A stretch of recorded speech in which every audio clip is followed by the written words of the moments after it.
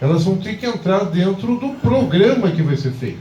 Então, se você tem uma escola que é de lata, e eu me lembro muito bem quando se propôs isso, e também não foi só para aí, foi em outros locais, foi altissimamente criticada pela condição totalmente desumana que isso representava. Então, veja, isso vai ser visto dentro do programa. Mas eu não quero criar nenhuma ilusão para alguém aqui. Não existe a possibilidade de todas as pessoas que estão lá permanecerem. Isso é impossível. Por que é impossível? Porque já foi feito um estudo geológico. O estudo geológico já disse claramente, não importa que ano foi feito, porque não mudou nada em geologia. O que é, e o que não é, não é. E outro detalhe, não tem como passar dentro dos órgãos de tombamento o que os senhores estão pretendendo. Não adianta, nós queremos ficar. Eu não sei quantas pessoas vão fazer. Na verdade, também não existe nenhuma promessa aqui de nenhuma condição falsa. A questão é o seguinte, a lei existe, ela vai ser aplicada e vai ser aplicada com rigor, sim. Nós temos uma proteção ambiental significativa. Essa área tem uma importância para o abastecimento da água de São Paulo muito grande e nada disso vai poder ser superado. Não tem como. Então entendam isso, não adianta. E mais, não foi aberta a oportunidade para os senhores fazerem discurso. Era para os senhores chegarem para eles e fazerem perguntas. Mesmo porque o que acontece? A partir desse momento, o que vai haver? Vão se encadear processos, esses processos vão ser feitos com a máxima participação popular, sim, porque o povo tem todo o direito de fazer fiscalização, porque afinal de contas eles são os destinatários de tudo isso, e se alguém não foi contemplado por um motivo ou por outro, isso está superado. Obviamente, dentro dos momentos de exposição pública que eles vão fazer, eles vão ter que escolher locais que sejam realmente adequados para poder fazer audiências públicas, e aí sim, os senhores vão poder pegar e discutir tudo aquilo. A participação popular, é lógico que ela é relevantíssima, mas aqui é tudo sem demagogia. Os senhores têm que entender, existe o que é certo e o que é errado.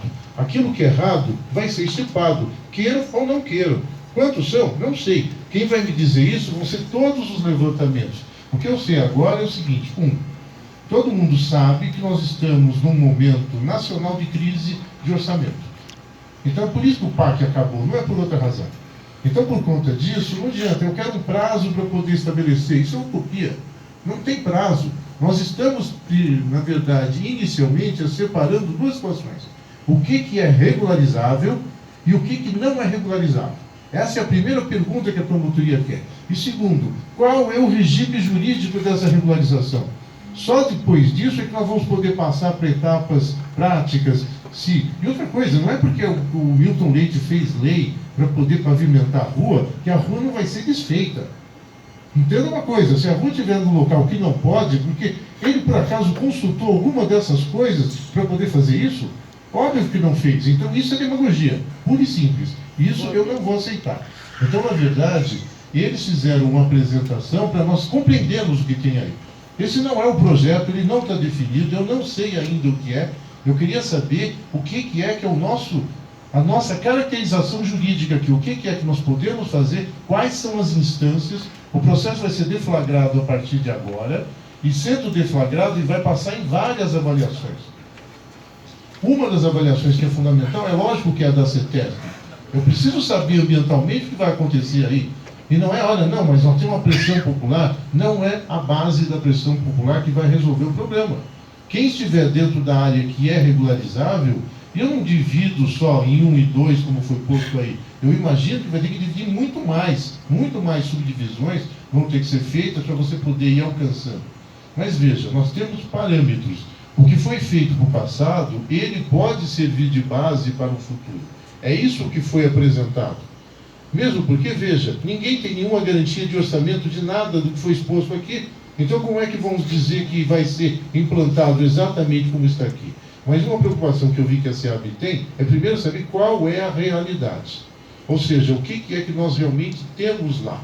Então, isso vai ter que ser feito. Esse selamento que foi dito, ele é fundamental. Quem estiver fora do selamento não vai ser contemplado, vai ser removido sim, porque afinal de contas, com toda certeza, está fora da área que era do loteamento. Veja, nós estamos falando da regularização de um loteamento, não de uma outra coisa. Se as pessoas foram expandindo porque elas acreditavam que não tinha fiscalização, elas assumiram um risco dentro disso. Bom, elas estão em área de risco, nós vamos aplicar a legislação que o próprio município já tem para área de risco, são outros 500. Agora, o objeto, na parte de regularização, é só o loteamento. Não tem um metro a mais que possa ir além disso. E mesmo porque, como o senhor já até disse, foi comprado, certo? As pessoas foram lá, compraram num loteamento clandestino, num local em que eles não deveriam estar, mas estão. Então, vamos fazer a separação. O que é regularizável do que não é. Quanto tempo vai levar para poder fazer isso? Eu ainda não sei. Na verdade, o que eu vou fazer são reuniões periódicas para poder ver qual é o desenvolvimento que isso tem. Em cada uma dessas reuniões periódicas, os senhores vão ter todo o acesso à informação. Fora isso, eles vão ter que ter os mecanismos, porque aqui, mesmo que eu use modos auditórios, não vai caber todo mundo que tem Vargem Grande, evidentemente. E nas audiências públicas, e vão ter que ser feitas, elas vão ser feitas com um amplo chamamento, sem nenhum tipo de predileção para qualquer associação, seja pelo motivo que for. Então, esse é o espectro que nós temos. Eu vou fazer uma ata dessa reunião de hoje. Esta ata ela vai ser encaminhada por via eletrônica para as pessoas. Aqueles que não têm o acesso por via eletrônica vão ter que ter a partir das associações que os representam, que com certeza têm acesso eletrônico. Mas eu quero que tudo seja muito transparente. Eu compreendo a condição de sofrimento que os senhores têm, mas entendo uma coisa, o objetivo desse inquérito, ele não é pura e simplesmente falar em regularização fundiária. Ele não é um inquérito normal como outros tantos que os senhores têm acompanhado isso. Por quê? Porque essa área não é uma área especial. Ela não é uma área como as outras tantas. Ela tem elementos que são ambientais e ela tem elementos até de tombamento que, por lei, não pode, em hipótese alguma, ser rejeitados. Não existe a possibilidade de fingir que eles não existem e, por conta disso, privilegiar as pessoas que estão lá por opção própria.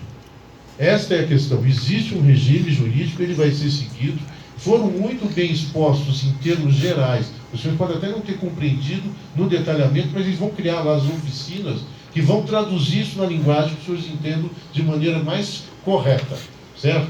Então é isso que nós temos, e este era o objetivo. E mais, eu quero que todas as pessoas que estão lá saibam o que está acontecendo. Este é um primeiro processo. Não me interessa o que estava para trás e nem as demagogias de quem quer ser eleito por uma razão ou por outra, seja vereador, deputado ou prefeito. Isso para o Ministério Público é absolutamente irrelevante.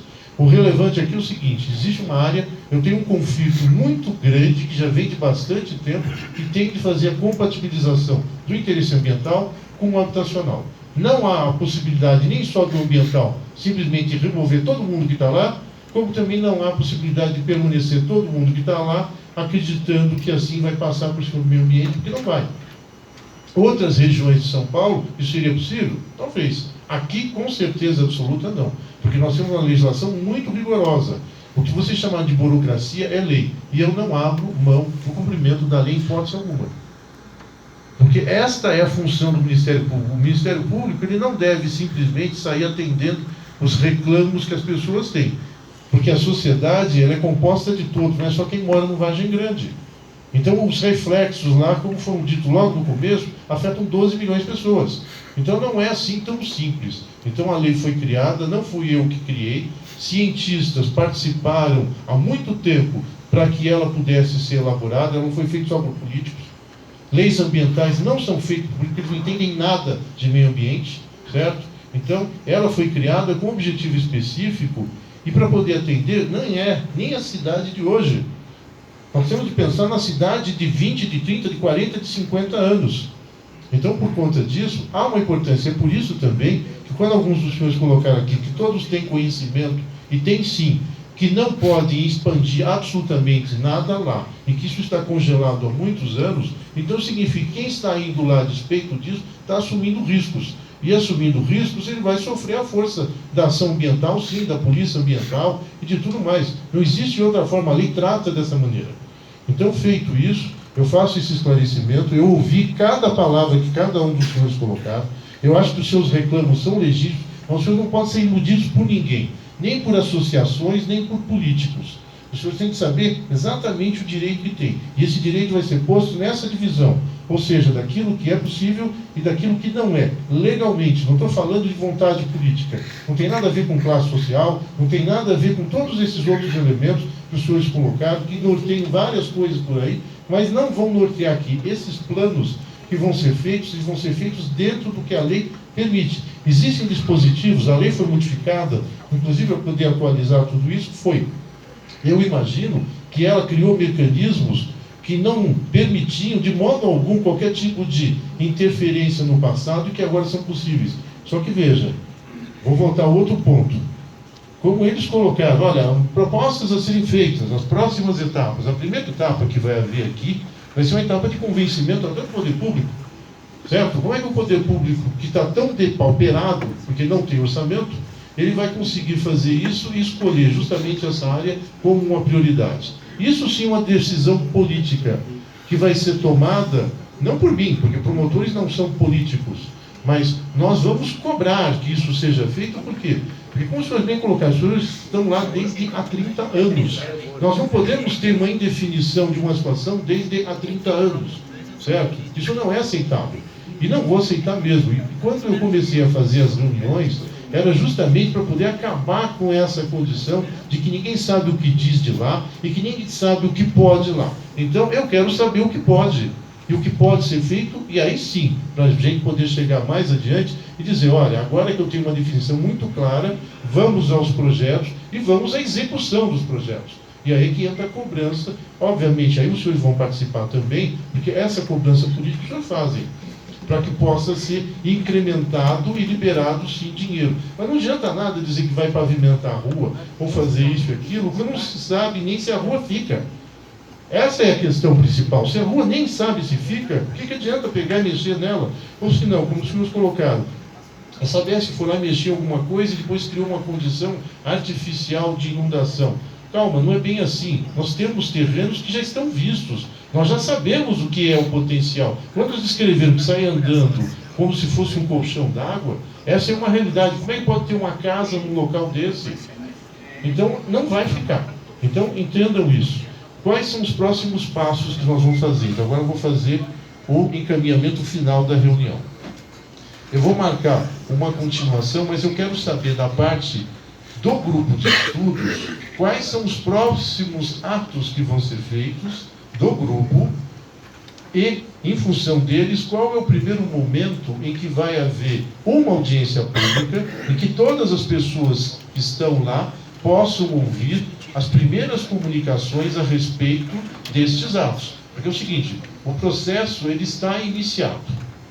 Então, dentro desse processo, uma primeira etapa ela é de interlocução. Ou seja, vocês precisam ouvir o público, tem associação ou diretamente. Então, essa é a primeira coisa que vocês precisam marcar. E vocês têm que marcar de forma a que, realizado esse ato, eu marque a reunião para poder saber qual foi o resultado desse ato. Ou seja, quantas pessoas compareceram? Aqui parece que tem muita gente, mas pelo universo de 30 mil habitantes, não tem quase nada. Certo? Então, veja, este é o primeiro ato que eu verifico claramente que precisa ser feito. Mas nós temos que fazer um encadeamento. Por quê? Porque nós temos vários processos que estão em andamento. Certo? Seja, estou falando do ponto de vista administrativo, seja processo, e parados, né? Como é no caso do Estado e outros mais. Então, esses processos, eles têm que começar a andar. Só que assim, por exemplo, no caso do Estado, como que vai fazer um licenciamento sem uma apresentação? Certo?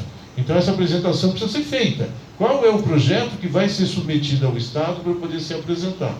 Eu sei que para poder fazer o projeto, ele vai ter que ser licitado primeiro. E se ele vai ser licitado, ele vai ter que ter dinheiro para poder fazer a licitação.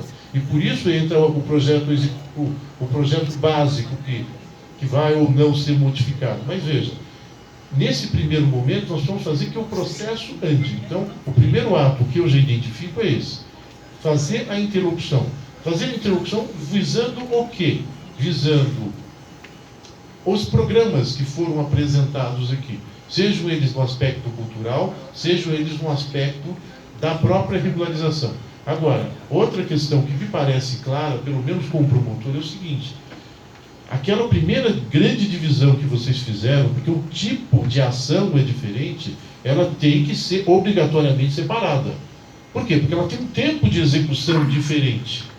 Um é muito mais acelerado do que o outro. Então, é isso que eu espero que seja feito aqui. Então, eu gostaria de ouvir eu vou me dirigir a você, Alexandre, que fica mais fácil.